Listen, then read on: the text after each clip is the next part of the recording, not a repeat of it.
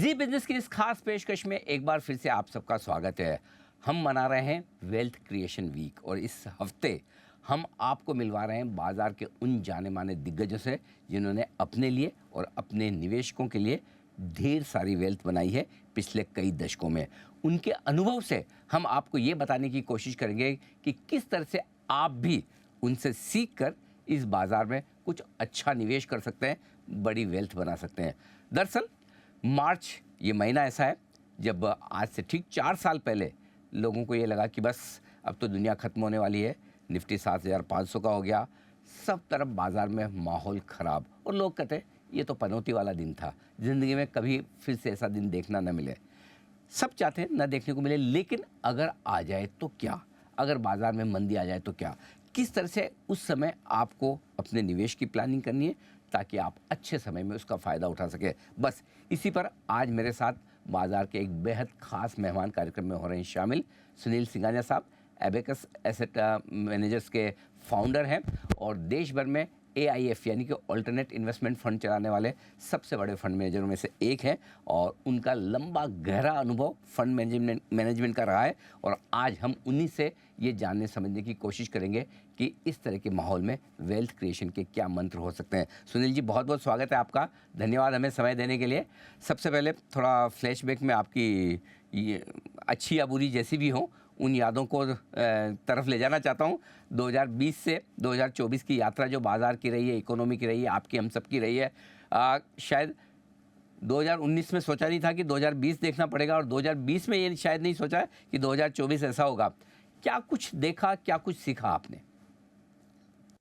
तो अगर हम देखें लास्ट 4 साल में सिर्फ कोविड ही नहीं बट हमें रशिया यूक्रेन जैसी एक अगेन बहुत ही अनसर्टन सा एक इवेंट हमारे सामने आया 2 साल पहले। वर्ल्ड वॉर 2 के बाद में पहली बार इतनी सारी कंट्रियां एक वॉर में फुल फ्लेज वॉर में इन्वॉल्व थी।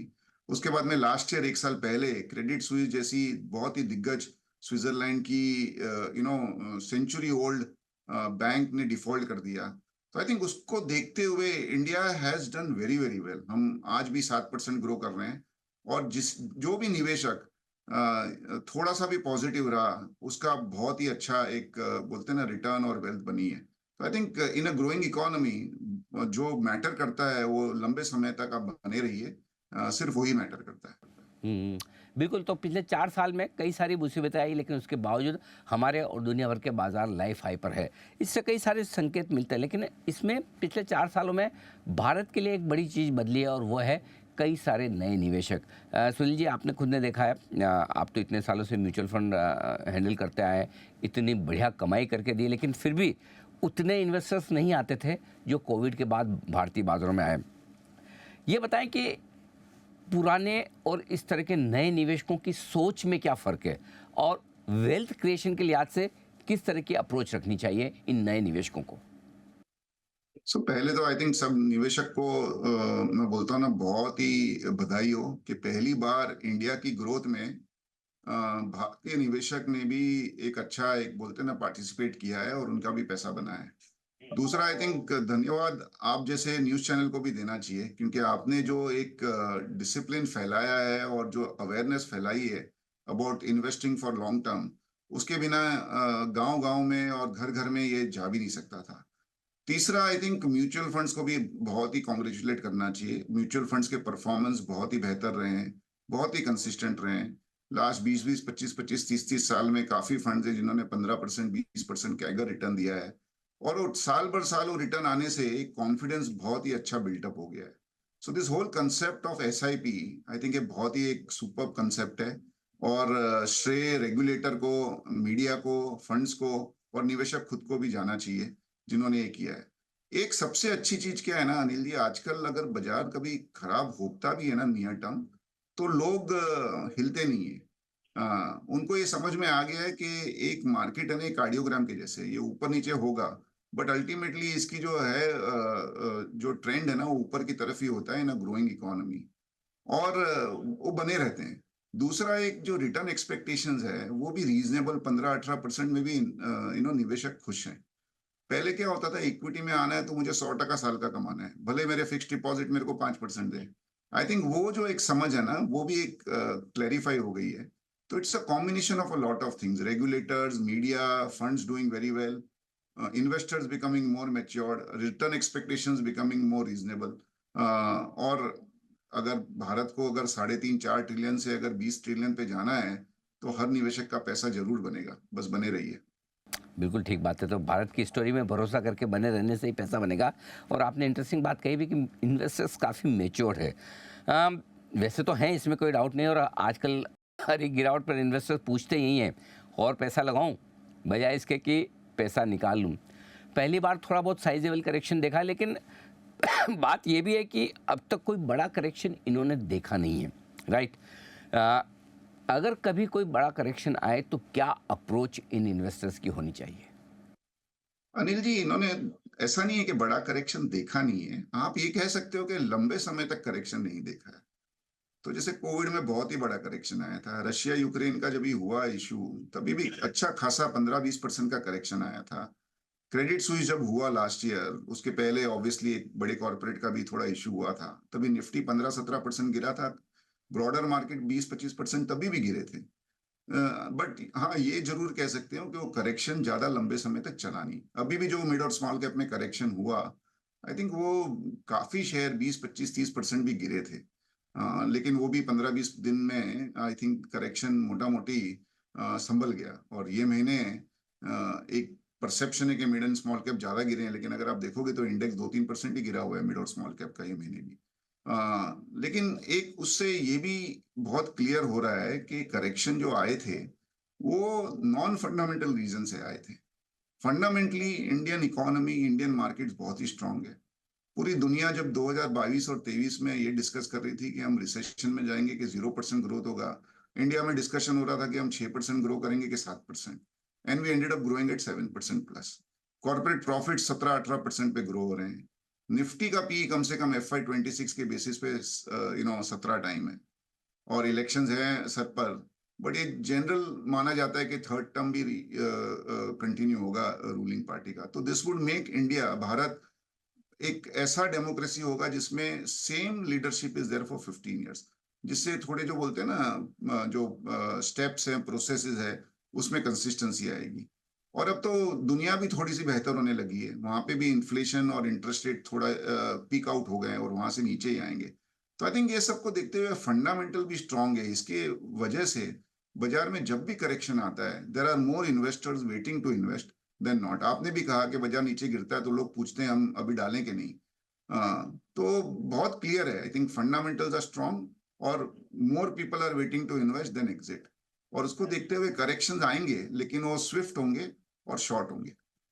बिल्कुल, और यही सबसे बड़ा कॉन्फिडेंस आता है बाजार में निवेशकों को। लेकिन एक इंटरेस्टिंग ट्रेंड और दिखा है पिछले 4 सालों में, जो machine trade, algo trade, options की ट्रेडिंग, ये भी बड़ी पॉपुलर हो रही है आजकल में। बड़ी संख्या में यूथ जो है उस तरफ आकर्षित हो रहे हैं। बाकायदा ऐसा नहीं कि अंदाज से ट्रेडिंग कर रहे हो, पढ़ लिख कर भी कर रहे हैं, स्किल सेट भी बना रहे हैं। अच्छी अच्छी डिग्री वाले जो बच्चे हैं वो इस तरफ जा रहे हैं।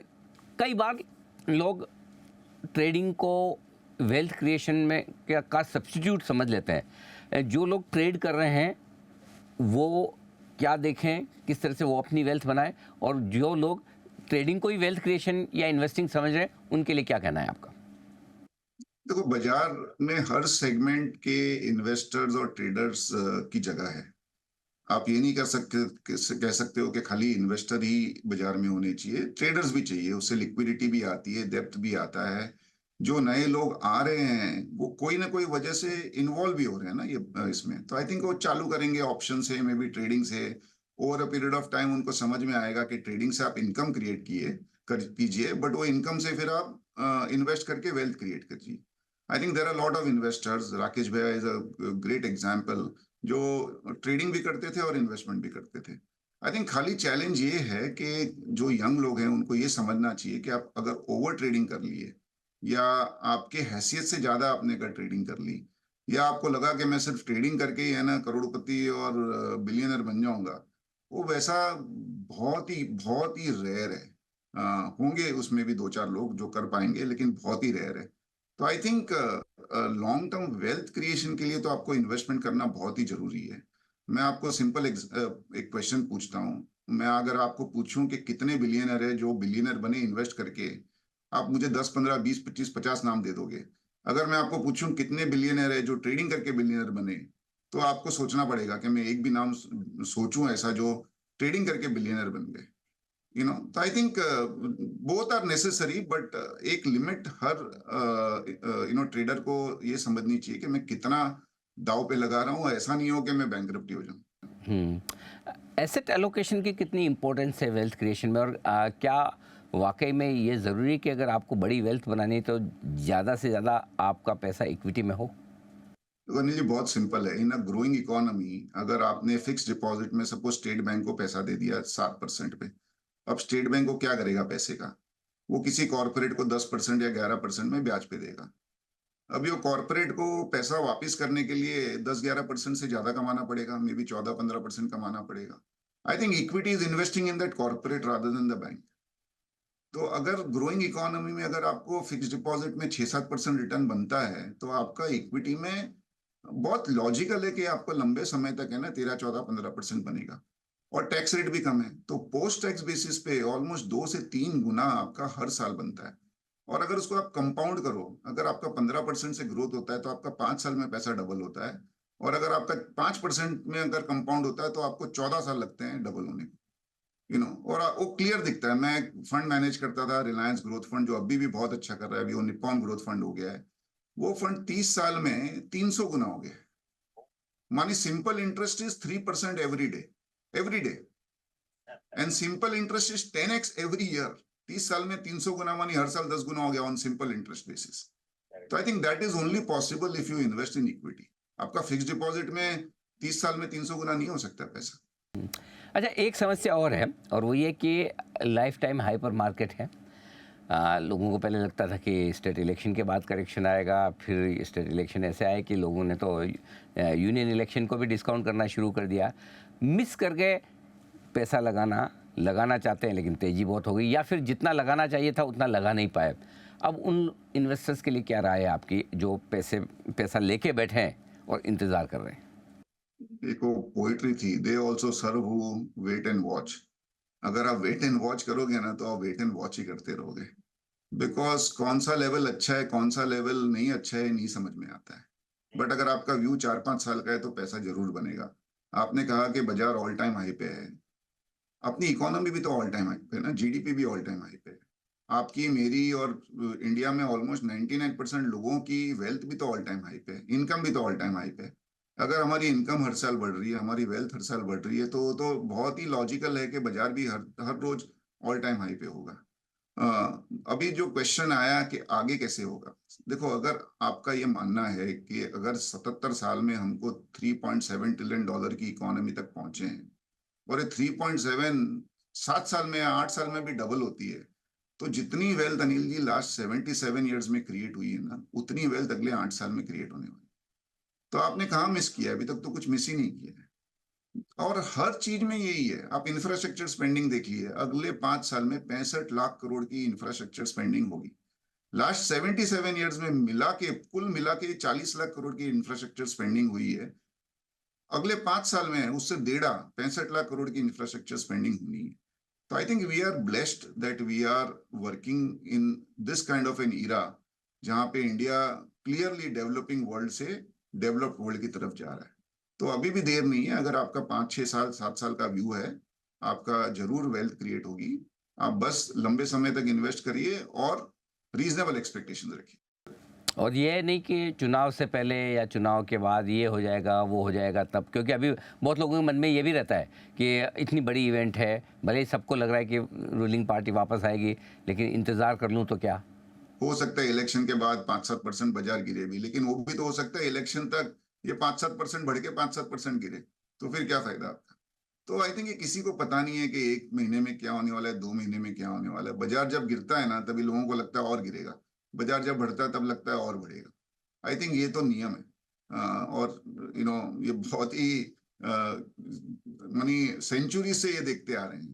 तो ऐसा भी नहीं है कि बहुत नई चीज है। अगर आपको थोड़ा भय है तो मे बी टुकड़े टुकड़े में इन्वेस्ट कर दीजिए। कम से कम कुछ तो आपका इन्वेस्ट हो जाएगा। ठीक बात है, थोड़ा थोड़ा तो कम से कम पैसा लगा ही लें, ये ज़्यादा बेहतर है। अब जो सीरियस इन्वेस्टिंग के बारे में सोच रहे हैं, उनके लिए क्या बेहतर है? क्योंकि एक और लोगों को लगता है कि लार्ज कैप में पैसा लगाएं तो थोड़ा सेफ्टी रहती है, लेकिन मिड कैप स्मॉल कैप शेयरों के रिटर्न को देखकर मुंह में पानी आता है। अब क्या क्या कैसे एक आम निवेशक वेल्थ बनाने के लिहाज से क्या करें? देखो, हमारे पास भी इन्वेस्टर आते हैं हमारे। सबको मिड और स्मॉल कैप की रिटर्न चाहिए और लार्ज कैप की स्टेबिलिटी चाहिए। बोले ना, आपको खाना तो मिठाई है लेकिन वजन नहीं बढ़ाना है। तो ये वैसा ही है। I think in a growing economy छोटी कंपनियां लॉजिकली है ना फास्ट ग्रो होंगी। करेक्ट। बट मैंने आपको एक कार्डियोग्राम का एग्जांपल दिया था। लार्ज कैप का कार्डियोग्राम का स्विंग है ना, छोटा होता है, वो स्लोप थोड़ी सी सॉफ्ट होती है। मिड और स्मॉल कैप का कार्डियोग्राम का रेंज बहुत बड़ा होता है, लेकिन रिटर्न की स्लोप स्टीप होती है।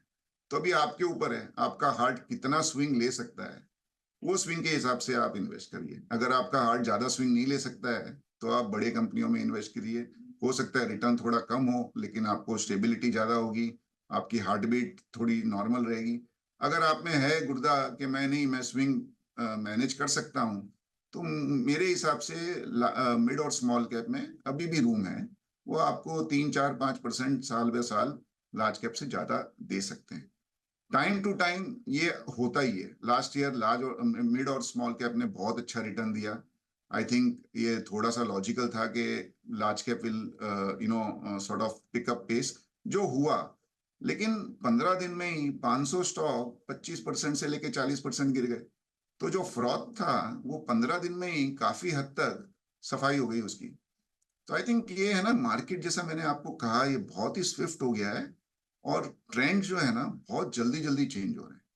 तो आपके ऊपर है, जैसे मैंने कहा, आपकी रिस्क टेकिंग एपेटाइट और वॉलेटिलिटी मैनेज करने की एपेटाइट के हिसाब से आप एसेट एलोकेशन कीजिए। हर एक इन्वेस्टर ये चाहता है कि उसके पोर्टफोलियो में कुछ एक दो स्टॉक तो ऐसे हो जो 10 20 25 50 गुना हो जाए। आपको तो एक बहुत ही बेहतरीन स्टॉक पिकर फंड मैनेजर माना जाता है, और आज भी अगर कहीं किसी स्टॉक में किसी ब्लॉग रील में एबेकस का नाम आ जाए तो लोगों को बड़ा भरोसा रहता है कि एबेकस ने लिया, इसका मतलब स्टॉक में दम है और अच्छे रिटर्न्स देगा। ये क्रेडिबिलिटी आपने एबेकस शुरू करने के बाद और मजबूती से बनाई है। क्या कुछ आप देखते हैं, कैसे पता चलता है कि ये स्टॉक वाकई में 10 20 गुना होने की ताकत रखकर जब आप खरीदते हैं? अनिल जी, ये पता नहीं मुझे, मैं ये कुछ ही मिनटों में आपको एक्सप्लेन कर पाऊंगा कि नहीं, बट एकदम बेसिक मैं आपको बताता हूँ सर। एक तो है ना, हम इन्वेस्ट करते हैं सिर्फ लिस्टेड कंपनी में। हमारा मानना है कि लिस्टेड कंपनी के जो इन्वेस्टर्स हैं उनको चाहिए स्टेबिलिटी एंड ग्रोथ। इसके लिए हम है ना कोई भी लॉस मेकिंग कंपनी में इन्वेस्ट करते ही नहीं, हमको समझ में नहीं आता है। हमें लगता है कि जो इन्वेस्टरों को वैसी इन्वेस्टमेंट करनी है उनको प्राइवेट इक्विटी में इन्वेस्ट करना चाहिए, ना कि कोई लिस्टेड फंड में।